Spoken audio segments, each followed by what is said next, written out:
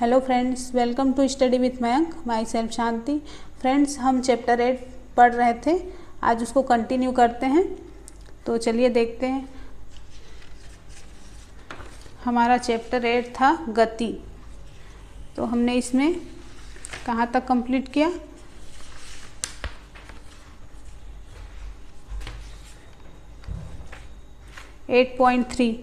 हमने 8.3 तक कंप्लीट कर लिया था।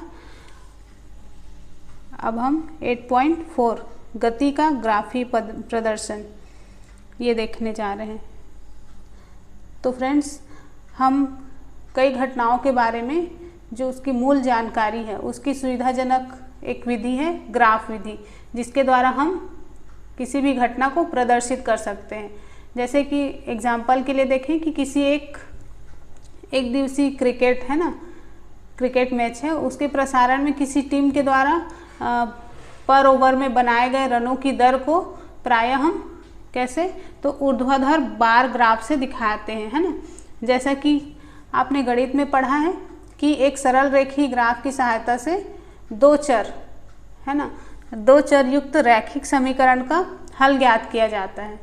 ओके, तो किसी वस्तु की गति को दर्शाने के लिए एक रेखीय ग्राफ की आवश्यकता होती है, और इस स्थिति में रेखा ग्राफ किसी एक भौतिक राशि पर निर्भरता को दर्शाता है, जैसे दूरी या वेग या दूसरी राशि जैसे समय।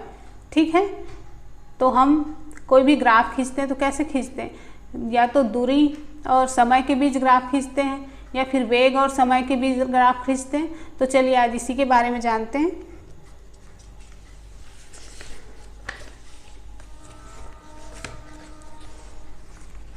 हमारा 8.4 का 1 है दूरी समय ग्राफ। तो फ्रेंड्स, समय के साथ किसी वस्तु की स्थिति परिवर्तन को एक सुविधाजनक पैमाना अपनाकर दूरी समय ग्राफ द्वारा व्यक्त किया जा सकता है। और इस ग्राफ में समय को एक्स अक्ष और दूरी को वाई अक्ष, है ना, आप देख रहे हो यहाँ पे ग्राफ बना हुआ है, पर प्रदर्शित किया जाता है। ठीक है, और दूरी समय ग्राफ को मतलब इसकी जो विभिन्न अवस्था है उसको हम प्रदर्शित कर सकते हैं। जैसे वस्तु मतलब कोई भी वस्तु है जो एक समान चाल से या असमान चाल से चल रही है, या फिर विरामावस्था में है, तो इन सब को हम ग्राफ से प्रदर्शित कर सकते हैं। जैसे कि आप यहाँ पे ग्राफ देख रहे हो। तो फ्रेंड्स, एक समान चाल से गतिमान किसी वस्तु का दूरी समय ग्राफ है। ठीक है, कोई वस्तु जब एक समान गति से चल रही है तो उसके लिए तो फ्रेंड्स, हम जानते हैं कि जब कोई वस्तु समान दूरी और समान समय अंतराल में तय करती है तब उसकी चाल एक समान होती है, और वस्तु के द्वारा तय की गई दूरी लिए गए समय के समानुपाती होता है। ठीक है, तो इस प्रकार एक समान चाल के लिए समय के साथ तय की गई दूरी का ग्राफ एक सरल रेखा में प्राप्त होता है, जैसे कि आप यहाँ पे देख रहे हो, है ना। ये एक सरल रेखा में प्राप्त हुआ है हमको ये ग्राफ। तो ग्राफ का O से लेकर B भाग ये दर्शाता है कि दूरी एक समान दर से बढ़ रही है। यदि आप Y अक्ष पर विस्थापन का परिमाण और तय की गई दूरी के बराबर लेते हैं तो आप एक समान चाल के स्थान पर एक समान वेग पथ का भी प्रयोग कर सकते हैं। ठीक है, तो दूरी समय ग्राफ का प्रयोग वस्तु की चाल ज्ञात करने के लिए कर सकते हैं। और ऐसा करने के लिए जैसा इस चित्र में दिखाया गया है, मैं दूरी समय ग्राफ के भाग मतलब A से B, A कहाँ पर है ये आप देख रहे हो यहाँ पे A और B, इसको ले फिर बिंदु A से X मतलब ये जो X अक्ष है उसके समानांतर एक रेखा और बिंदु B से Y अक्ष के समानांतर एक रेखा खींचे, जैसे कि आप देख रहे हो, है ना, A के समानांतर और B के समानांतर। ठीक है, तो ये दोनों रेखाएं कहाँ पर मिलती हैं? तो बिंदु C पर मिलती हैं। ठीक है, और एक त्रिभुज बनाती हैं। कौन कौन सा? A, B और C। सॉरी, यहाँ पर मैंने इसको जोड़ा नहीं है ना, इसको हमको आगे बढ़ाना है। तो इसको मैं यहाँ पर एक मिनट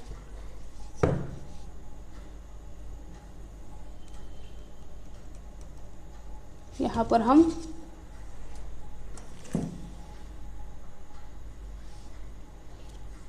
क्या प्राप्त हुआ, हमें यहाँ पे एक त्रिभुज प्राप्त हुआ है ना।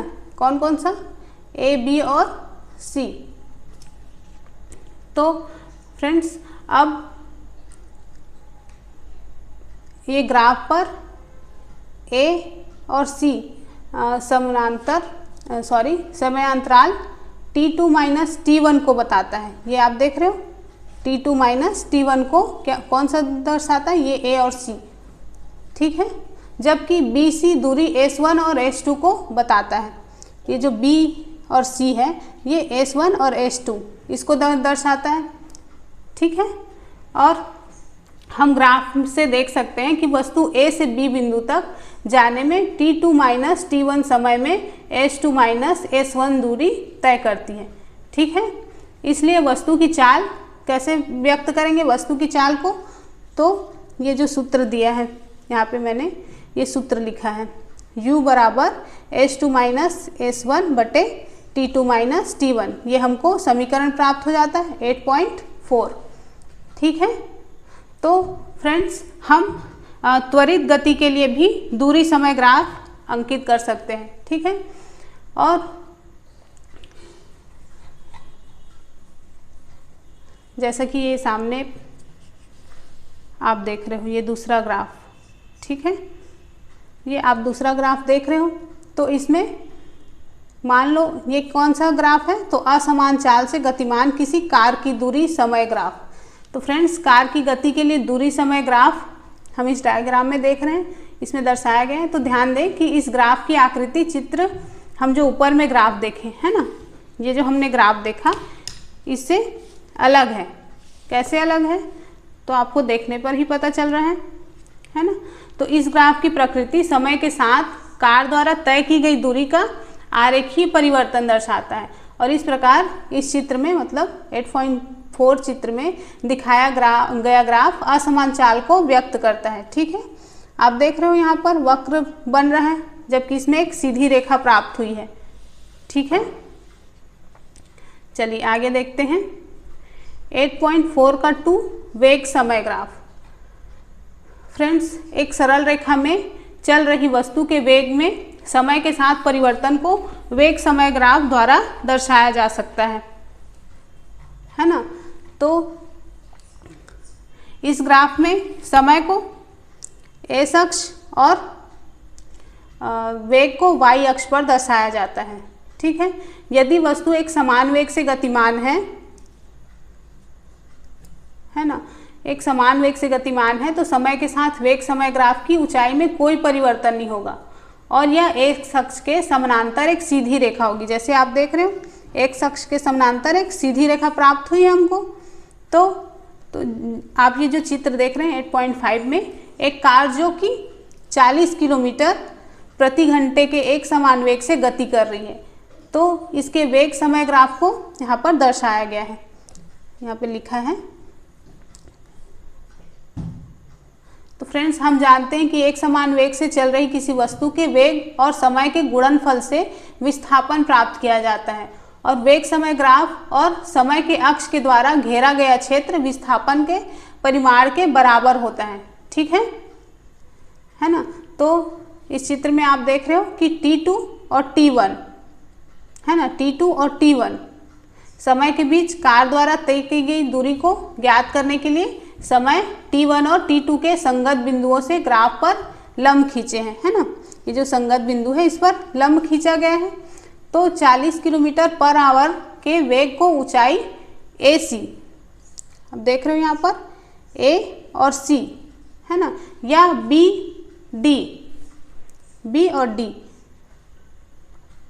और समय T2 माइनस T1 को लंबाई AB से प्रदर्शित किया गया है ना, ये देख रहे हो।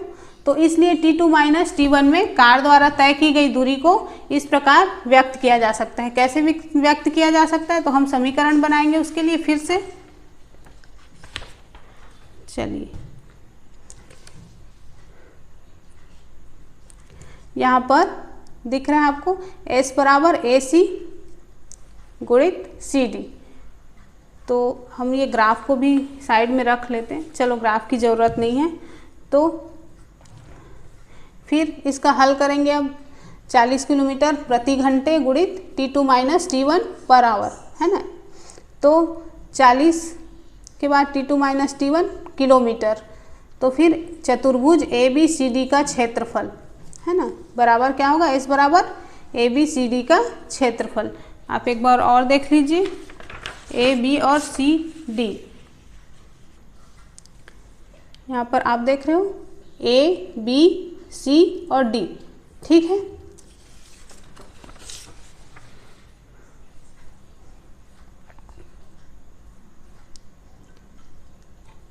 तो फ्रेंड्स, वेग समय ग्राफ के द्वारा हम एक समान रूप से त्वरित गति का अध्ययन भी कर सकते हैं। मान लें कि एक कार के इंजन को जांचने के लिए सीधे मार्ग पर चलाया जाता है। माना कि चालक के साथ में एक व्यक्ति बैठा है और व्यक्ति जो है वो प्रत्येक सेकंड के बाद कार के स्पीडोमीटर का पाठ्यांक लेता है और कार का वेग विभिन्न समय पर मीटर प्रति सेकंड व किलोमीटर प्रति सेकंड में नोट करता है, ठीक है।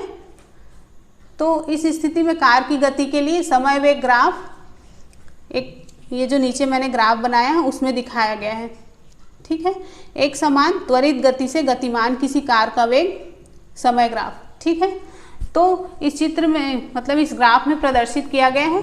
तो ग्राफ की प्रकृति ये बताती है कि एक समान समय अंतराल में वेग में परिवर्तन समान रूप से होता है ना, एक समय अंतराल में, समान समय अंतराल में। तो इस प्रकार सभी एक समान त्वरित गतियों के लिए वेग समय ग्राफ कैसा प्राप्त होगा, तो सीधी रेखा में प्राप्त होगा, ओके। तो आप कार के द्वारा तय की गई दूरी को वेग समय ग्राफ द्वारा प्राप्त कर सकते हैं और वेग समय ग्राफ का क्षेत्रफल दिए गए समय अंतराल में कार द्वारा तय की गई दूरी मतलब विस्थापन के परिमाण को बताता है, ठीक है। यदि कार एक समान वेग से गति करे तो ग्राफ में दर्शाए गए क्षेत्र A, B और CD, है ना, द्वारा तय की गई दूरी को दर्शाया जाएगा। A, B और CD कौन कौन सा, तो ये यहाँ पे B है और ये C है, A, B, C, D, ठीक है।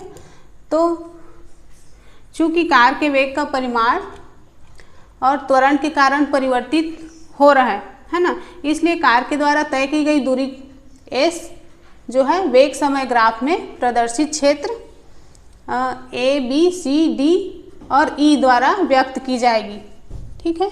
A, B, C, D और E के द्वारा, ओके। तो चलिए इसका भी एक देखते हैं इसको। S बराबर क्या है, A, B, C, D का क्षेत्रफल, मतलब A, B, C और D, इसी का, इस जो चतुर्भुज है उसका क्षेत्रफल मतलब आयत का। तो आयत बराबर A, B, C, D का क्षेत्रफल प्लस त्रिभुज A, D, E का क्षेत्रफल, ये जो A, D और E है इसका क्षेत्रफल, है ना। तो क्या होगा, AB गुणित BC, है ना, BC का क्षेत्रफल प्लस त्रिभुज ADE का क्षेत्रफल, है ना।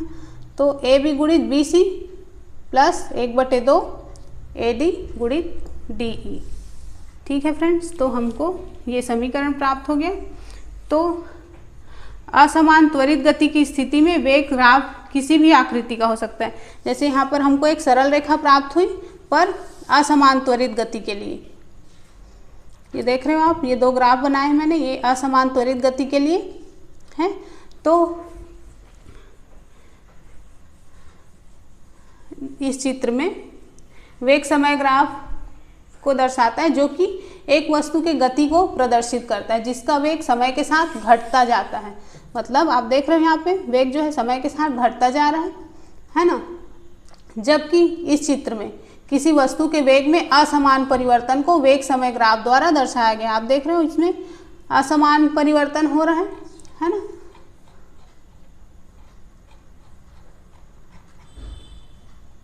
चलिए ये तो समझ में आ गया, चलिए आगे बढ़ते हैं।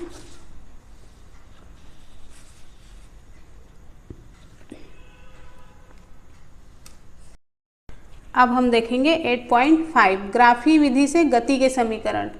ठीक है, तो कोई वस्तु सीधी रेखा में एक समान त्वरण से चलती है तो एक निश्चित समय अंतराल में समीकरणों के द्वारा उसके वेग, गति के दौरान त्वरण व उसके द्वारा तय की गई दूरी में संबंध स्थापित करना संभव है, जिन्हें गति के समीकरण के नाम से जाना जाता है। ठीक है, और ये इस प्रकार से 3 समीकरण जो कि u बराबर u प्लस AT है ना, और s बराबर ut प्लस 1/2 AT का वर्ग, फिर 2as बराबर v का वर्ग और u का वर्ग। तो ये हमको 3 समीकरण प्राप्त होते हैं, है ना। यही क्या है, तो यही गति के समीकरण के नाम से जाना जाता है, आप इसको याद रखिएगा। तो यहाँ पर u क्या है, तो u वस्तु का प्रारंभिक वेग है जो कि t समय के लिए एक समान त्वरण a से चलती है। ठीक है, और v अंतिम वेग है, फिर t समय में वस्तु के द्वारा तय की गई दूरी s है। ठीक है, तो समीकरण 8.5 में वेग एवं समय में संबंध व्यक्त करती है। आप यहाँ पे देख रहे हो 8.5 जो समीकरण है वो वेग और समय के बीच संबंध को दर्शा रही है, और समीकरण 8.6 मतलब 8.6 तो ये समय व गति के बीच समय व स्थिति के बीच संबंध व्यक्त करती है। ये आपको समय और स्थिति के बीच संबंध है वो बता रही है। फिर समीकरण 8.7 ये क्या बता रहा है, तो ये बता रहा है कि जो वेग और स्थिति के बीच संबंध है उसको बता रहा है। ठीक है, वेग और स्थिति के बीच संबंध को बता रहा है। ठीक है, तो जिसे समीकरण 8.5, 8.6 से मतलब t को विलुप्त करके प्राप्त किया जा सकता है, और इन तीनों समीकरण को ग्राफी विधि से भी प्राप्त किया जा सकता है। ठीक है, तो चलिए देखते हैं आगे। ये तीनों समीकरण याद रखिएगा। अब 8.5 का 1 वेग समय संबंध के लिए समीकरण। तो फ्रेंड्स, कोई वस्तु जो कि एक समान त्वरण के साथ चलती है उसके वेग समय ग्राफ को लें, जैसा कि इस चित्र में दिखाया गया है ना। तो ये चित्र जो है 8.6 का जो हमने चित्र देखा है उसी के जैसे है, किंतु अब इसमें u बराबर 0 जुड़ा हुआ है। 8.6 मतलब कौन सा चित्र बता रही हूँ अभी,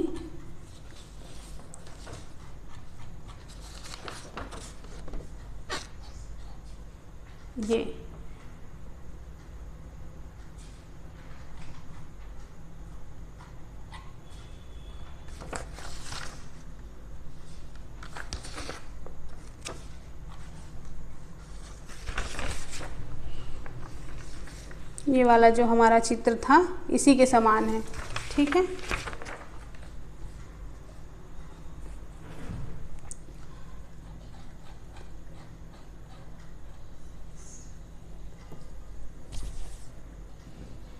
तो फ्रेंड्स इस ग्राफ से आप देख सकते हैं कि वस्तु का प्रारंभिक वेग u है। ठीक है, जो कि बिंदु A पर है ना, A पर है, और यह t समय में बढ़कर v बिंदु B पर है ना, t समय के बाद ये बिंदु B पर बढ़कर मतलब इसको आगे बढ़ाने से ये बिंदु B पर आ जाता है ना, मतलब बिंदु B, और वेग एक समान दर a के साथ परिवर्तित होता है। ठीक है, तो इस चित्र में बिंदु B से दो लंब BC, बिंदु B से दो लंब B और C और BE, यहाँ पर B और E क्रमशः समय और वेग के अक्षों पर खींचे गए हैं। अब प्रारंभिक वेग OA के द्वारा और अंतिम वेग BC के द्वारा समय अंतराल TOC के द्वारा प्रदर्शित किया गया है। ठीक है, कौन कौन सा, प्रारंभिक वेग OA, अंतिम वेग B और C। ठीक है, समय अंतराल T, ये जो T देख रहे हो आप, और OC, ये O और C, तो इसके द्वारा प्रदर्शित किया गया है। तो यहाँ पर BD बराबर क्या है, B C minus C D, तो इसको इसमें से माइनस कर देंगे। तो समय अंतराल टी में वेग में परिवर्तन को दर्शाता है। अब ओ सी के समानांतर ए डी रेखा खींचे। ये जो ए डी रेखा है वो किसके समानांतर खींचा, ओ सी के समानांतर, ये ठीक है। तब हम ग्राफ से पाते हैं कि वेग समय ग्राफ से वस्तु के त्वरण, मतलब इस ग्राफ से हम जो सूत्र पाएंगे, प्राप्त करेंगे, वो है, आगे देखते हैं। तो बी सी बराबर B D plus D C बराबर बी डी प्लस ओ ए।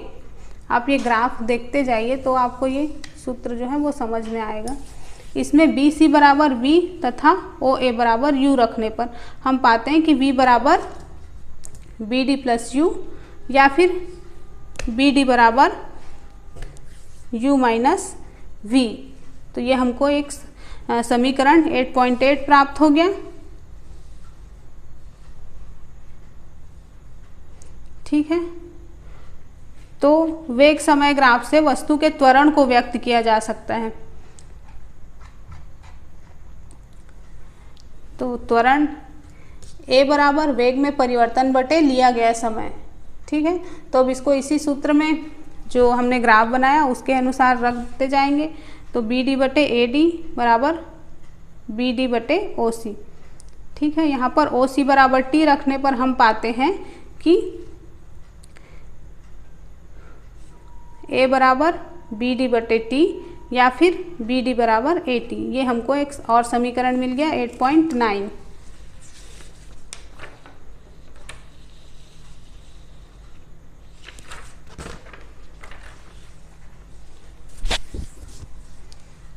तो समीकरण 8.8 और 8.9 से हम पाते हैं u बराबर u प्लस ए टी। ठीक है, चलिए अब आगे देखते हैं 8.5 का 2, समय स्थिति संबंध के लिए समीकरण। अब समय और स्थिति के बीच संबंध है, उसके दर्शाने के लिए हमको समीकरण निकालना है। तो मान लें कि वस्तु ने एक समान त्वरण a से t समय में s दूरी तय की। तो चित्र हमने 8.8 में वस्तु के द्वारा तय की गई दूरी वेग समय ग्राफ, मैं जो बता रही हूँ आपको 8.8 मतलब ये वाला डायग्राम, ये वाला जो ग्राफ है ना, इसी ग्राफ के अनुसार ए बी के नीचे घिरे क्षेत्र ओ ए बी सी द्वारा प्राप्त की जाती है। कहाँ, एक बार फिर से देखिए, ओ ए बी और सी। ठीक है, तो इसी के द्वारा प्राप्त की जाती है। इस प्रकार वस्तु के द्वारा तय की गई दूरी s निम्न प्रकार व्यक्त की जाएगी। कैसे व्यक्त की जाएगी, तो s बराबर ओ ए बी सी का क्षेत्रफल जो एक समलंब है, आयत ओ ए डी सी का क्षेत्रफल प्लस त्रिभुज ए बी डी का क्षेत्रफल बराबर ओ ए गुणित ओ सी प्लस 1/2 ए डी गुणित बी डी। तो यहाँ पर हमको एक और समीकरण प्राप्त हो गया 8.10, 8.10। ठीक है, तो अब ओ ए बराबर यू, ओ सी बराबर ए डी बराबर टी और बी डी बराबर ए टी मान रखने पर, अब इसमें हम मान रख देंगे तो हम पाएंगे कि एस बराबर यू गुणित टी प्लस 1/2 टी गुणित ए टी। ठीक है, या फिर एस बराबर U T plus 1/2 A T का वर्ग। ठीक है,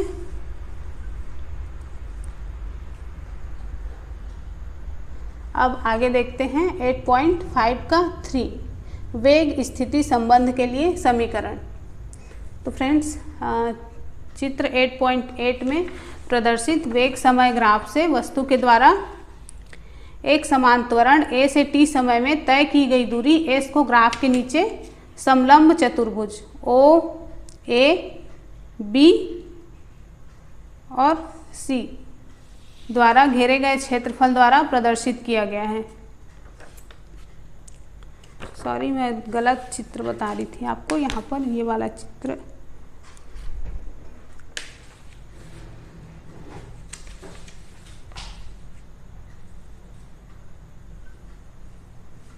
ठीक है,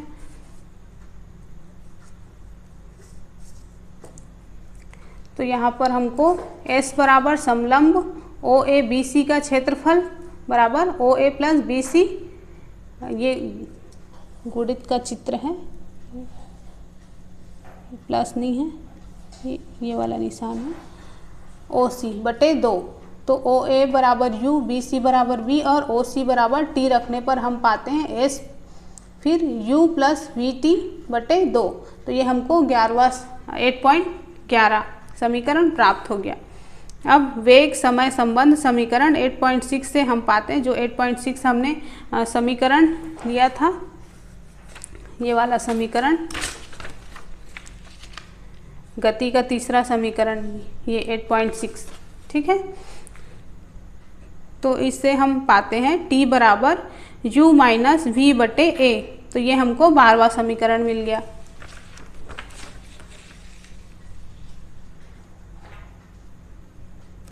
पॉइंट 11 और समीकरण 8.12 से हम पाते हैं, तो S बराबर V प्लस U और V माइनस U बटे 2A, या फिर 2AS बराबर V का वर्ग माइनस U का वर्ग, ठीक है। तो फ्रेंड्स, यहाँ पर हमने ये गति के समीकरण हैं उनके बारे में भी जाना। अब हम आगे देखते हैं 8.6, एक समान वृत्तीय गति। तो जब वस्तु के वेग में परिवर्तन होता है तब हम कहते हैं कि वस्तु त्वरित हो रही है ना। तो वेग में यह परिवर्तन वेग के परिमाण या गति की दिशा या दोनों के कारण हो सकता है। तो क्या आप एक उदाहरण के बारे में सोच सकते हैं जिसमें एक वस्तु अपने वेग के परिमाण को नहीं बदलती परंतु अपनी गति की दिशा को बदलती है? तो मान लीजिए आप किसी बंद पथ मतलब बंद मार्ग पर एक वस्तु की गति का उदाहरण लीजिए। किसी एथलीट है ना, कोई एथलीट है या धावक है को एक आयताकार पथ, ये जो आयताकार पथ आपको दिख रहा है उस पर A, B, C और D के अनुदिश दर्शा रहा है। माना एक एथलीट इस पथ के सीधे भागों में A, B, B, C, C, D और D, A पर एक समान चाल से दौड़ता है और अपने आप को पथ पर बनाए रखने के लिए कोनों पर वह शीघ्रता से अपनी चाल बदलता है। और एक चक्कर पूरा करने में उसे कितनी बार अपनी गति की दिशा बदलनी पड़ेगी, आप ये बताएंगे? तो ये स्पष्ट है कि आयताकार पथ पर एक चक्कर लगाने के दौरान उसने 4 बार अपनी गति की दिशा को बदला होगा, है ना। कैसे? एक बार यहाँ से A से B में आएगा तो फिर उसकी चाल बदलेगी, फिर B से C में आने के बाद फिर C से D में और D से A में आने के बाद, तो इस तरह से वो 4 बार अपनी चाल बदलेगा। अब मान लें कि एथलीट आयताकार पथ के स्थान पर षटकोणी पथ, ये तो आप देख रहे हो षटकोणी 6 कोनों वाले, तो A, B, C, D, E और F के अनुदेश दौड़ रहे हैं जैसा कि इस चित्र में दिखाया गया है। तो इस स्थिति में एथलीट को एक चक्कर पूरा करने में 6 बार अपनी दिशा को बदलना होगा। और यदि यही पथ षटभुजाकार न होकर सम अष्टभुजाकार, है ना, 8 भुजाओं वाले पथ पर A, B, C, D, E, F, G और H हो तो क्या होगा? तो ये देखा होगा कि पथ की भुजाओं की संख्या में वृद्धि के साथ ही एथलीट को अपने मुड़ने की संख्या में भी वृद्धि करनी पड़ती है। और अगर हम निश्चित रूप से पथ की भुजाओं की संख्या बढ़ाएं तो उन भुजाओं का आकार कैसा होगा? यदि आप ऐसा करते हैं तो आप पाएंगे कि सभी भुजाओं की लंबाई घटकर एक बिंदु के समान हो जाएगी, है ना। अगर हम इस दूरी को और बढ़ाते जाएं इसकी भुजाओं को तो ये एक बिंदु के समान हो जाएगी, है ना।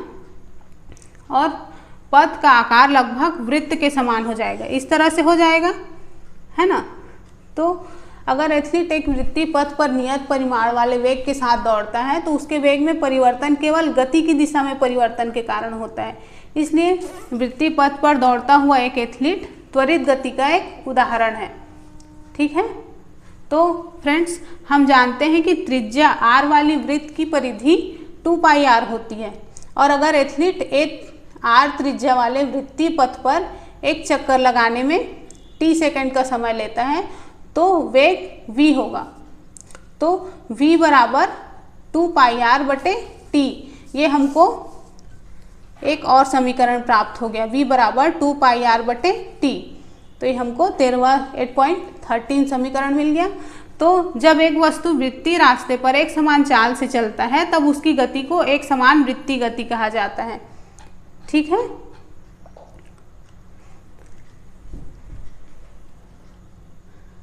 फ्रेंड्स इसी तरह जब कोई एथलीट खेल की प्रतियोगिता में एक डिस्कस या गोले को फेंकता है तो वह उसे अपने हाथ से पकड़ता है और अपने शरीर को घुमाकर उसे वृत्तीय गति प्रदान करता है और इच्छित दिशा में एक बार छूटने के बाद गोला या चक्र उसी दिशा में गति करता है जिस दिशा में वह छोड़ते समय गति कर रहा था। यह ठीक उसी प्रकार है जिस प्रकार जो हमने वृत्तीय गति के बारे में पढ़ा। तो वस्तुओं की एक समान वृत्तीय गति के बहुत से उदाहरण है, जैसे कि चंद्रमा और पृथ्वी की गति, पृथ्वी के चारों ओर वृत्तीय कक्षा में घूर्णन करता हुआ एक उपग्रह, वृत्तीय पथ पर नियत चाल से चलता हुआ, या फिर साइकिल सवार। ठीक है, तो इस तरह से बहुत से उदाहरण हैं। फ्रेंड्स यहाँ पर हमारा ये चैप्टर ख़त्म हो गया। अब कल से हम चैप्टर 9 शुरू करेंगे। तो फ्रेंड्स वीडियो अगर पसंद आता है तो लाइक, शेयर और कमेंट किया कीजिए। ओके, तो मिलते हैं नेक्स्ट वीडियो में। Bye bye.